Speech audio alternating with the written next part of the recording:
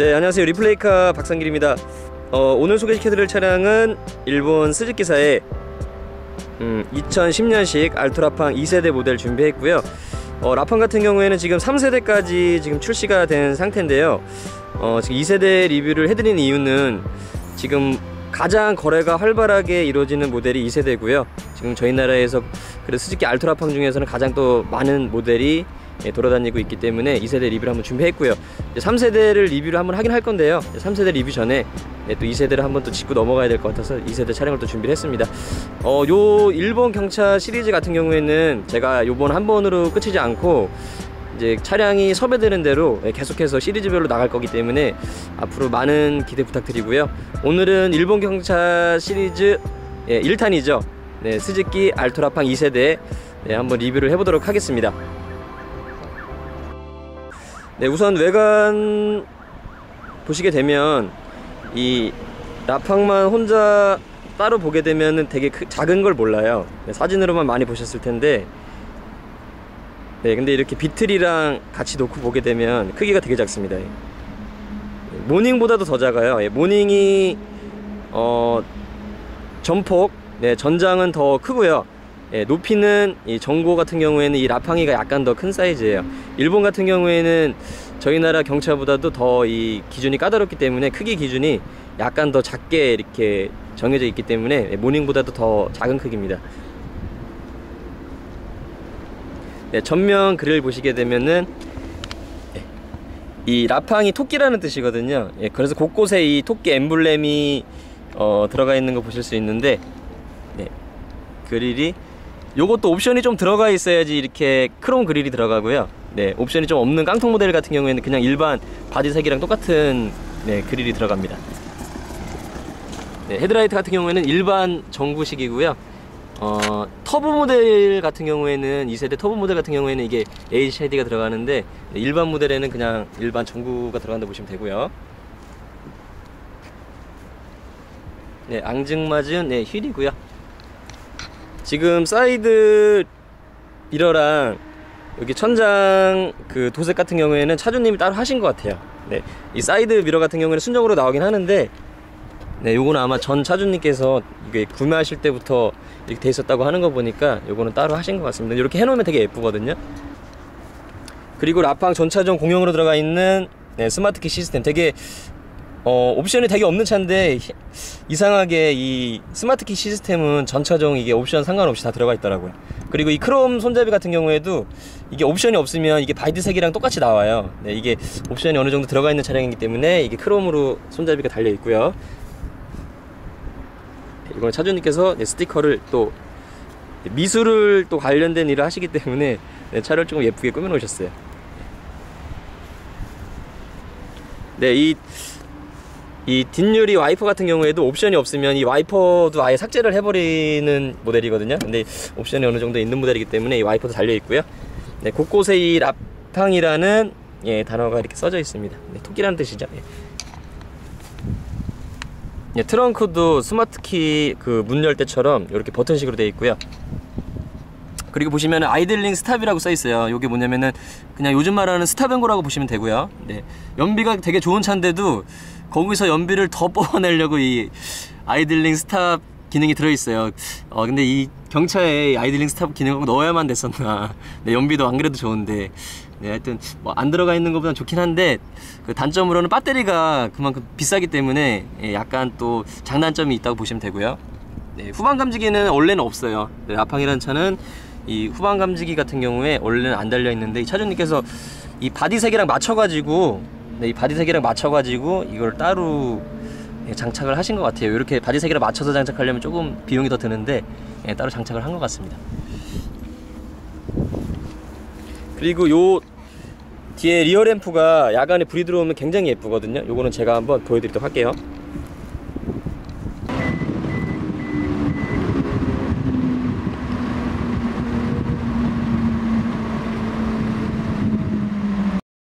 네, 그리고 이제 실내를 한번 보려고 하는데요. 실내를 보기 전에 말씀드리고 싶은 게, 이게 되게 여성분들이 많이 타는 차거든요. 네, 일본에서도 운전 편의성이나 여러 가지에서 좀 세세한 부분을 많이 신경을 써놓은 부분이 있어요. 이 문 열리는 각도를 보게 되면 이게 문이 굉장히 많이 열려요. 거의 직각에 가깝게 뭐 물건을 싣고 내리기 편하게, 또 사람이 타고 내리기 편하게 이게 문이 굉장히 많이, 거의 직각에 가깝게 문이 열리고요. 네. 앞문 뒷문 다 이렇게 굉장히 이 각이 되게 크게 열립니다. 네, 이렇게 봐주시면 되겠고요. 실내 한번 보도록 할게요.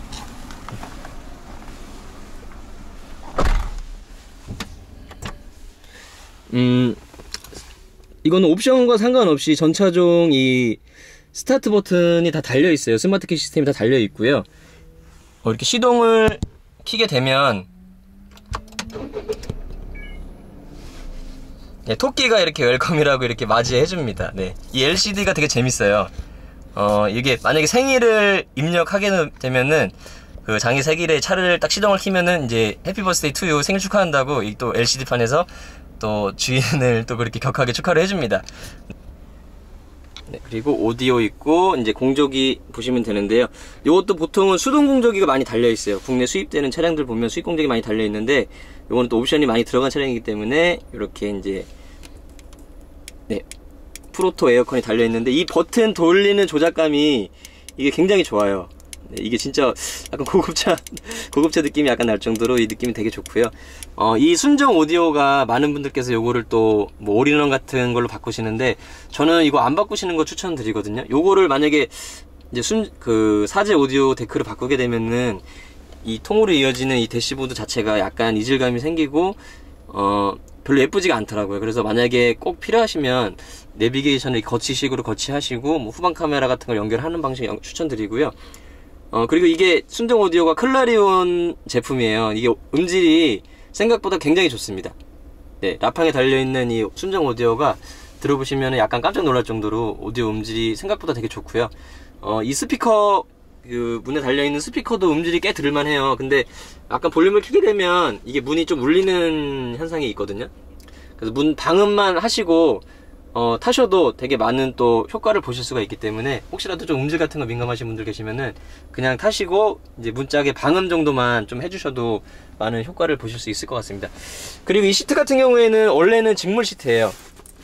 네, 순정은 원래는 이 직물 시트가 달려 있어요. 여기도 원래는 플라스틱으로 다 되어 있는데, 이거는 차주님께서 따로 하신 것 같습니다. 네, 일본 경차들 같은 경우에는 이 가죽 시트가 되어 있는 모델이 거의 드물어요. 정말 고급 모델이거나 약간 리미티드 모델 같은 모델에만 거의 가죽 시트가 적용이 되고요. 요거는 아마 애프터마켓에서 따로 구매를 하셔서 장착하신 것 같아요. 네, 요거는 원래는 이쪽은 플라스틱 달려있고, 플라스틱이고, 이거 원래 직물 시트, 네, 직물 시트가 달려있습니다. 네, 그리고 이 라팡의 장점이 뭐냐면 이 컵홀더가 되게 많아요. 이쪽에 보시면 이쪽에도 컵홀더가 있고요. 이쪽에 보시면 이쪽에도 컵홀더, 네, 이쪽에 보시면은 이쪽에도 컵홀더가 있고요. 앞쪽에만 약 3개의 컵홀더가 네, 장착이 되어 있고요. 여기 이제 수납함 이렇게 달려 있고요. 네, 여기 시거잭이 있고, 네, 여기 보시면은 요거는 이제 라이트 높이 조절하는 버튼이고요. 요거는 이제 열선,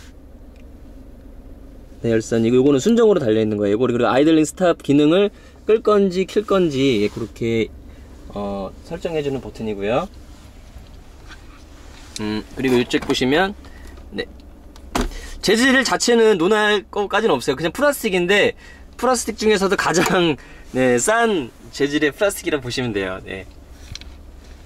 재질 자체는 되게 네, 저렴하게 구성이 되어 있고, 이쪽에 도어 쪽 보시면 네, 여기 라팡이 들어가 있어요. 네, 이쪽 사진, 토끼 사진이. 이게 재밌는 게 뭐냐면, 이걸 돌려가지고, 이렇게 돌려가지고, 요 사진을 빼서 다른 사진으로 교체를 할 수가 있게 되어 있거든요.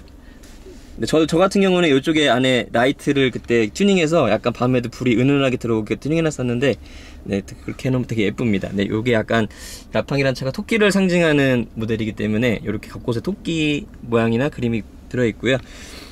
아무래도 저렴한 경차기 때문에 많은 걸 바라면 안 돼요. 네, 이쪽 그 창문 스위치 같은 경우에도 불이 안 들어와요. 네, 야간에도 불이 안 들어옵니다, 이쪽에. 그래서 좀 깜깜해요, 이쪽이. 네, 이쪽 불이 좀 들어와야 되는데 이런 거는 네, 불이 안 들어오고, 이제 운전석만 이제 오토라이트 적용되어 있고요. 그리고 저희 나라랑 차랑 가장 큰 차이가 뭐냐면, 앞좌석에 이 가운데에 아무것도 없어요. 여기 운전석 쪽에 팔걸이만 있기 때문에 네, 이게 되게 어떻게 보면은 딱 연결되어 있는 거잖아요. 그래서 이게 만약에 옆에 여자분이 타시게 되면 뭔가 묘한 뭔가 묘한 분위기가 연출이 됩니다. 너무 가깝기 때문에. 그리고 운전석에서 이 조수석 쪽으로 넘어갈 때도 걸리는 게 없기 때문에, 원래는 막 기어봉 같은 게 있어서 되게 불편하잖아요. 네, 이런 식으로 아무렇지도 않게 왔다 갔다 이제 옮길 수가 있어요, 자리를. 네, 이런 식으로 해서 바로 이렇게 또 이렇게 너무 편하게 이렇게 옮길 수가 있기 때문에, 네, 그런 게 되게 좋은 것 같아요. 이게 가운데 아무것도 없기 때문에 자리가 오히려 더 넓게 느껴지는 부분이 있거든요. 네, 그렇게 많이 또 편한 부분이 있고요. 와이퍼가 3단계로 조정이 되고요. 네, 뭐 오토 와이퍼 그런 거 없습니다. 네, 3단계로 조정이 되고, 네, 오토라이트 없어요. 네, 오토라이트 없습니다. 네, 보시면은 이 오토라이트 없고, 그 터보 모델이나 이게 쇼콜라 모델 같은 경우에는 오토라이트가 있는데, 네, 일반 나판 같은 경우는 오토라이트가 없고요. 그리고 이게 특이한 게 보시면은 지금 보셔서 아시겠지만, 네, 이게 지금 국산 차량 비교해서 좌우가 바뀌어 있어요. 네, 왼쪽에 지금 네, 와이퍼 조절 버튼이 있고요. 네, 오른쪽에 네, 라이트 조절 버튼이 있습니다. 이게 갑자기 그 어셔액을 뿌리려다가 네, 앞차에 쌍라이트를 발사하는 일이 가끔 있습니다. 네, 그거 네, 염두에 두셨으면 좋겠고요. 저도 약간은 헷갈리더라고요. 네, 요게 네, 이렇게 봐주셨으면 되겠습니다. 네, 뒷자리를 볼게요. 뒷자리가 되게 신기한 게, 지금 앞에 의자를 제 포지션보다도 훨씬 뒤로 밀어놓은 상태인데도 이 무릎 공간이 되게 여유 있어요. 예, 오히려 모닝보다도 더 작은 차인데도 어떻게 뒷자리를 설계해서 뽑아냈는지는 모르겠는데, 뒷자리 여유 공간이 정말, 이거 뒷자리 제가 운행할 때도 뒷자리 타신 분들이 다 깜짝 놀라실 정도로 거의 뭐 국산 차로 치면 그래도 거의 준중형 차 수준의 뒷자리를 제공하는 것 같아요. 뒷자리가 꽤 넓게 되어 있고요. 트렁크 한번 보도록 하겠습니다. 트렁크 공간은 거의 없다고 보시면 돼요. 아무래도 전 차주님 짐이 좀 실려 있는데, 뒷자리를 좀 많이 빼다 보니까 뒷자리는 뭐 거의 트렁크 공간 거의 있을 수가 없는데, 이게 만약에 짐을 싣거나 하실 때 이 폴딩 버튼이 있거든요. 요거를 이렇게 제껴주시게 되면 네, 이런 식으로 트렁크 공간이 확보가 돼요. 그래서 거의 해치백 수준의 어떤 트렁크 공간을 활용을 할 수가 있고요. 이게 생각보다 어차피 여러 명, 뭐 4명씩 타는 경우는 거의 없기 때문에 짐을 싣거나 할 때 뒷자리를 이렇게 폴딩 하게 되면 되게 많은 짐을 실을 수가 있습니다. 저도 요거 이사할 때 여기다가 막 이삿짐 싣고 그랬었는데, 생각보다 되게 물건이 많이 들어가거든요. 그래서 생각보다 실용성이 굉장히 좋은 차예요. 네. 엔진룸을 열었는데요. 엔진룸이 진짜 이렇게 작을 수가 있나 싶을 정도로 네, 엔진이 굉장히 작습니다. 이 같은 경우는 자연흡기 방식의 660cc 엔진이 달려 있고요. 이 2세대 라판 같은 경우에는 54마력의 6.4 토크, 터보 모델이 아니기 때문에 네, 54마력의 6.4 토크 보시면 되고요. 참고로 모닝 같은 경우에는 요즘 나오는 모닝이 76마력의 한 10토크가 약간 안 되는 걸로 알고, 9.2인가 9.4 토크로 알고 있는데, 네, 그 모닝에 비해서도 많이 부족하죠. 왜냐면 모닝 같은 경우에는 1000cc고 이 라판 같은 경우에는 660cc이기 때문에 네, 많이 또 부족한 면이 있습니다. 참고로 말씀드리면 일본 경차 같은 경우에는 요즘 나오는 모델들이 64마력씩 이렇게 나오는데, 일본 경차 같은 경우에는 그 제한이 있어서, 출력 제한이 있어서 64마력 이상 뽑아내지 못하게 돼 있어요. 네, 그게 예전에 그 경차 간에 불붙은 그 출력 전쟁 때문에 막 경차에서도 막 출력을 막 많이 뽑아내고 막 스포츠 드라이빙을 하다 보니까 많은 사고가 나고 또 위험하다는 그 의견들이 많이 있어서 정부에서 규제를 하기 시작했죠, 옛날에. 네, 그래서 일본 경차 같은 경우에는 네, 아무리 출력을 많이 뽑아야 64마력 이상은 네, 뽑아낼 수가 없다는 거. 네, 그래서 요즘 나오는 뭐 혼다 S660이나 뭐 보면 그래도 나름 스포츠하다는 경차들 보면 그래도 64마력이에요. 네, 대신에 이제 경량화를 통해서 또 무게 배분 같은 걸 통해서 좀 이제 많이 주행 성능을 끌어올리는 추세죠. 네, 그래도 일본 경차 같은 경우에는 64마력 이상 뽑아낼 수 없다는 거, 네, 그렇게 말씀드리고요. 엔진룸에서는 뭐 특별히 제가 말씀드릴 게 없는 것 같아요. 네, 이 배터리가 AGM 배터리, 네, 이게 약 한 구입하게 되면 20만원 이상, 네, 20만원 중반 정도 하는 걸로 알고 있거든요. 네, 가격이 많이 비싸기 때문에 네, 그런 거 참고해 주시면 될 것 같고요. 네, 엔진룸은 뭐 간단하게 이렇게 설명드리고 마무리 하겠습니다. 네, 지금 출발했습니다. 지금 우엔들 차량을 오랜만에 탔기 때문에 지금 약간 정이 안 되는 것도 있는데, 네, 그래도 제가 2년 넘게 우엔들 차량을 탔었기 때문에 네, 금방 또 적응이 될 것 같은데요. 어디로 가야 되죠? 직진이요? 지금 많은 분들이 우엔들 차량을 가장 많이 고민하시는 것 같아요. 직수입 차량 타실 때. 근데 제가 개인적으로 그 탔었던 경험을 말씀드리면,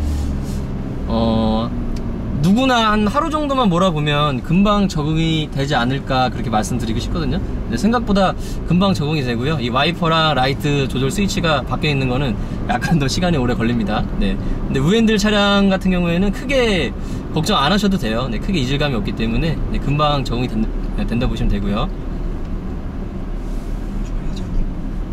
좌회전이요? 네. 와, 맞아, 이 느낌이에요. 지금 이렇게 저속에서 엔진 소리 들리실지 모르겠는데 약간 힘이 없다 보니까 약간 저속에서 웅웅거릴 때가 있어요. 이게 엔진 문제뿐만이 아니라 이게 미션이랑 같이 어울려져 가지고 갑자기 이렇게 밟게 되면 약간 웅웅거리는 문제가 있기 때문에 그게 약간 저는 운행하면서 약간 좀 많이 불편하더라고요. 네. 그리고 많은 분들이 이 차에 대해서 운비가 또 얼마나 많이 나오냐, 연비가 워낙 좋다고 소문이 많이 나 있기 때문에 네, 그런 것도 많이 물어보시는데요. 제가 몰아보면 시내 같은 경우에는 보통 한 14에서 한 16 정도? 네, 그리고 고속도로에서는 뭐 대중 없는 것 같아요. 뭐 20km 이상 나올 때도 있고 10km 후반대 이렇게 보시면 되고요. 국산 경차랑 주행 느낌은 국산 경차랑 비교했을 때 요즘 나오는 뭐 모닝이나 스파크에 비해서 많이 부족한 느낌이에요. 네, 아무래도 CC가 낮고 하다 보니까 네, 중량 같은 공차 중량 같은 경우에는 모닝이 무거운데 네, 그래도 아무래도 CC가 낮고 네, 출력이 좀 낮다 보니까 요즘 나오는 뭐 국산 경차 같은 경우에는 터보 모델 아니더라도 굉장히 잘 나가잖아요. 네, 그거에 비해서는 많이 부족한 모습입니다. 근데 일반 뭐 출퇴근용으로 뭐 70에서 80km 정도까지는 뭐 이렇게 운행하시는 분들 같은 경우에는 크게 무리가 없는 정도인데, 만약에 고속도로 타게 되면 고속으로 또 달리고 또 앞에 차를 많이 또 고속으로 추월해야 되는 상황이 많이 나오잖아요. 네, 그럴 때는 조금 많이 좀 버겁다는 느낌이 많이 들어요. 그래서 고속도로에는 저 같은 경우에는 그냥 천천히 정속주행을 많이 했었고요. 지금 이게 시동이 껐다 켜지는 거, 네, 그 영상으로 나올지 모르겠는데 이 아이들링 스탑이 되게 민감하게 작동을 해요. 정차했을 경우에는 꺼졌다가 그 브레이크에서 발을 떼는 순간 바로 시동이 걸리게 되어 있는데 이 아이들링 스탑 기능이 항상 되는 건 아니고요. 이 조건이 있어요. 뭐 배터리의 전압 상태라든지 엔진의 어떤 그 예열 상태에 따라서 이 아이들링 스탑이 되다 안 되다 합니다. 네, 그래서 특히 겨울철 같은 경우에는 이 아이들링 스탑 같은 경우가 작동이 안 하는 경우가 꽤 많이 있어요. 저 고장인 줄 알았는데 네, 이 아이들링 스탑 같은 경우에는 항상 작동하는 게 아니고요. 미션 같은 경우에 약간 좀 재단수를 못 찾는 경우가 꽤 있어요. 그리고 지금 우엔들 차량이다 보니까 적응이 됐다고 하시더라도 딴 생각을 하시거나 잠깐 정신줄 놓으시면 네, 자기가 도로의 한 중간을 달리고 있는 그런 경험을 하실 수가 있기 때문에 네, 우엔들 차량 운전하시면 항상 네, 차선에 신경을 써서 운전을 하셔야 된다는 거. 네, 아이들링 스탑이 걸리게 되면은 이런 식으로 이제 이모티콘이 토끼가 커피를 이제 한잔 마시고 있죠. 네, 이런 식으로 귀여운 또 네, 아이콘이 나오게 되고요. 애니메이션이 이제 발을 떼어서 시동을 걸게 되면 이제 이렇게 깨어나는 네, 이런 네, 퍼포먼스가 있습니다. 네. 예전에 제가 이거 타면서 여기 좌회전하면 되죠? 네. 그리고 예전에 제가 이거 타면서 그 블로그에 제가 구입기를 한번 올린 적이 있는데 많은 분들이 그때 질문을 굉장히 많이 주셨었는데 가장 많은 질문이 보험료가 도대체 얼마 나오냐 네, 그런 질문을 많이 주셨었어요. 근데 뭐 사람마다 또 연령 따라서 틀린데 일반 국산 경차랑 비슷하다고 보시면 돼요. 네, 그때는 제가 아마 좀 가격을 많이 주고 샀고 자차를 들었기 때문에 그때 한 60만원에서 70만원 정도 나왔던 것 같은데. 그래서 우회전이요? 여기서요?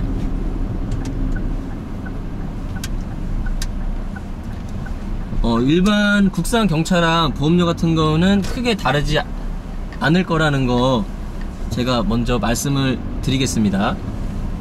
네, 그래서 이 2세대 라판 같은 경우에는 주행 성능이 요즘 경차랑 비교해서도 많이 떨어지는 느낌인데,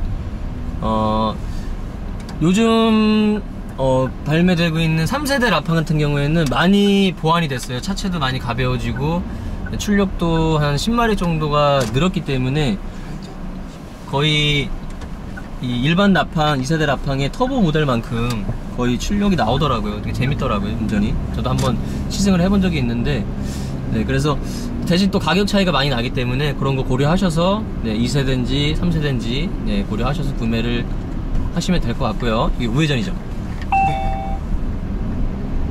네, 이렇게 보세요. 지금 잠깐 섰다가 저속에서 딱 악셀을 밟게 되면은, 그러니까 미션이 제 단수를 못 찾아요. 이게 정말 좀 스트레스였어요. 이게 웅웅거리는 게 너무 심하다 보니까, 이게 제 차가 그때 고장난 줄 알았는데 원래 다른 거 타봐도 다 그렇더라고요. 그래서 약간 미션에 이게 약간 좀 네, 그런 문제가 있다라는 거, 약간 그게 약간 스트레스가 있어요. 네. 여기 우회전이죠? 그런 거 말씀드리고요. 네, 3세대는 많이 또 개량이 돼서 차가 좋습니다. 네, 지금 사람들이 다 쳐다볼 정도로, 네, 디자인은, 네, 정말 예쁜 것 같아요.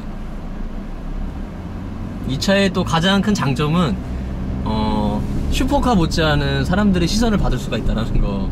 네, 네, 대학로 같은 데를 한번 끌고 간 적이 있었는데 사람들이 다 쳐다보더라고요. 네, 그래서 네, 특히 여성분들이 되게 좋아하세요. 이 차를 되게 귀엽게 생겼기 때문에, 네, 그런 게 또 큰 장점이 될 수 있습니다. 네. 그리고 요즘 보면은 저희 나라에 그 2000년, 2015년 그때 기점으로 해서 일본 경차들이 직수입이 굉장히 많이 되던 시기가 있었거든요. 네, 그러다가 어느 순간에 딱 하고 일본 그 경차들이 수입이 안 돼, 딱 멈춰버렸어요, 지금. 왜 그러냐면은 이 차량을 진단하거나 어떤 그 정비할 때 그 꼽는 OBD라는 단자가 있어요.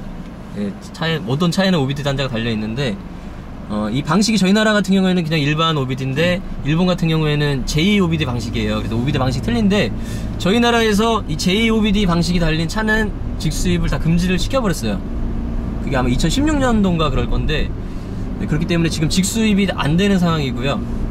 네, 조만간 뭐 어떤 방법을 모색해서 들어오긴 할 건데, 네, 지금 당분간은 그래서 라팡이 됐건 어떤 차가 됐건 직수입이 아마 제2OBD 달린 차량들은, 네, 직수입이 모두 막혀있는 상태입니다. 네, 그게 제 생각에는 이런 말씀 좀 조심스럽게 드려보는데, 누군가의 어떤, 네, 저희 나라 완성차에 어떤 로비가 있지 않았나. 네, 일본 직수입 차들이 많이 또 들어오다 보니까, 네, 그걸 또 별거 아닌데 OBD 방식에 따른 차이가 어떤 안전상의 문제가 있는 것도 아닌데 그거를 막았다는 데는 약간 좀 석연치 않은, 네, 의심을 제가 한번 네, 한번 해보겠습니다. 여기 좌회전이었나요? 네.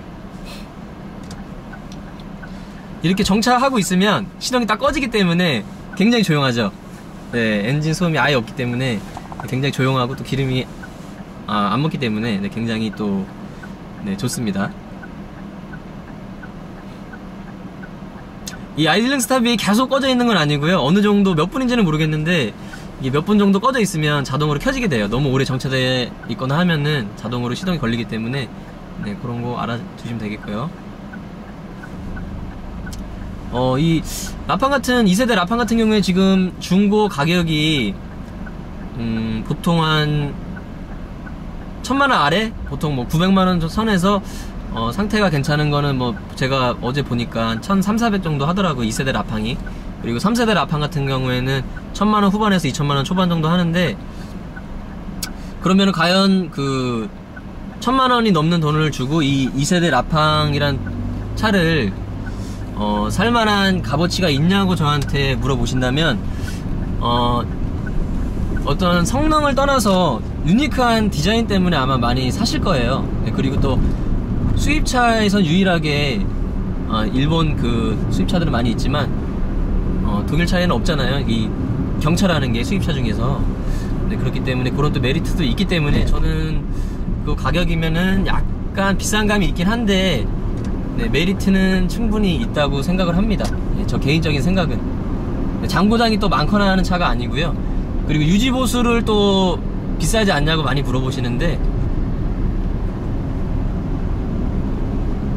길 알려주셔야 돼요. 저 몰라요. 네네네. 예. 유지보수 비용이 또 비싸지 않냐고, 수입차다 보니까 직수입차잖아요. 또 정식 수입도 아니고. 유지보수 비용을 많이 물어보시는데, 저희 나라에 일본 경차만 전문으로 취급하는 수리점이 몇 군데가 있어요. 네, 보면 뭐 엔진오일 교환한다거나 소모품 교환하는 비용이 크게 비싸지 않습니다. 네, 저도 많이 해봤기 때문에 자신있게 말씀드리고, 단 사고가 나서 범퍼를 뭐 갈아야 된다거나 문짝을 갈아야 되고 도색을 해야 된다라는 경우에는 확실히 국산차보다 비싸요. 네, 그거는 제가 휀다라 문 한 짝 그때 보조석 문을 가는데 도색하고 해서 한 250만원 정도가 들었기 때문에, 네, 그런 부분은 약간 비싼 경우가 있는데, 사고 없이 단순하게 소모품만 교환을 해야 되는 경우라면은, 네, 크게 뭐 비싸지 않다라고 제가 말씀드리고요. 네, 장고장이 또 많은 차가 아닙니다. 네, 이 라판 같은 경우에는 또 워낙 그 구조 자체도 단순하게 되어 있기 때문에, 네, 그런 유지보수 비용은 크게 걱정 안 하셔도 된다. 네, 말씀드릴게요. 제 개인적인 생각은 조금 더 특이한 차를 타고 싶고 좀 저렴하지만 유지보수 비용이 적고 연비가 좋은 차를 찾으신다면 이 알토라팡 2세대는 좋은 선택이 되실 수도 있다.